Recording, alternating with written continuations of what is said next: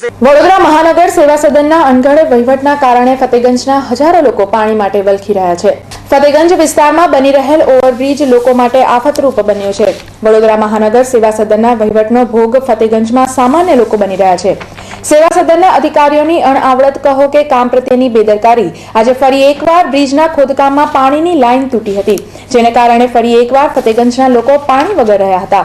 જે સંદર્ભે ફતેગંજના સામાજિક કાર્યકર દીપક રબારીએ રોષ ઠાલવ્યો હતો। રોડ કોન્વેન્ટ સ્કૂલથી જે બ્રિજની કામગીરી ચાલુ થઈ છે એ ખૂબ જ અણધડ રીતે સર્વિસ રોડ બનાવ્યા ત્યારથી અમારી સમસ્યાઓ છે। આ વિસ્તારના લોકો અહીંયા આજુબાજુ જીઈબીના થાંભલા વૃક્ષો કપાયા નહોતા, એ પહેલેથી કામગીરી ખબર નહીં કેમ આ લોકો ઉતાવળે બનાવવાના ભાગરૂપે આડેધડ કામગીરી ચલાવે છે અને આ બીજી વાર મહિનામાં બીજી વખત આ પાણીની લાઈન તોડી છે, જેનાથી આ 16-17 હજાર વસ્તી ધરાવતો ફતેગંજ વિસ્તાર પાણીની સમસ્યાથી હાલાકી ભોગવી રહ્યો છે।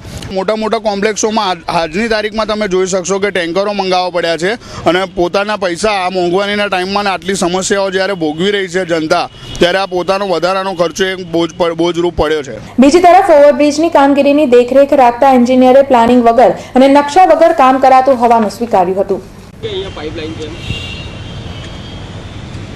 પ્લાનિંગ આપ્યું નથી તો પછી એમને આડેધડ ખોદવાનું એ પછી તમે એમને મળો મને બીએમસી નથી આપ્યું તમને? અરે બાપુ મારી વાત તમે સાંભળો। તમને પ્લાનિંગ કોને નથી આપ્યું? પ્લાનિંગ કોને નથી આપ્યું તમને? અરે ભાઈ હું અહીંયા એને નથી ભાઈ તમે કેવી તમે કહી શકું? એવું નથી અરે ભાઈ એને બોલાવો, પીએમસી બોલાવું।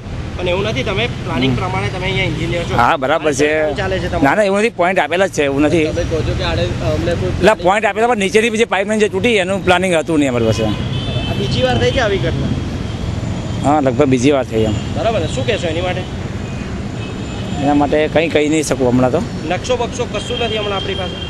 નથી યાર, ઓન પેપર મારી પાસે નથી અત્યારે।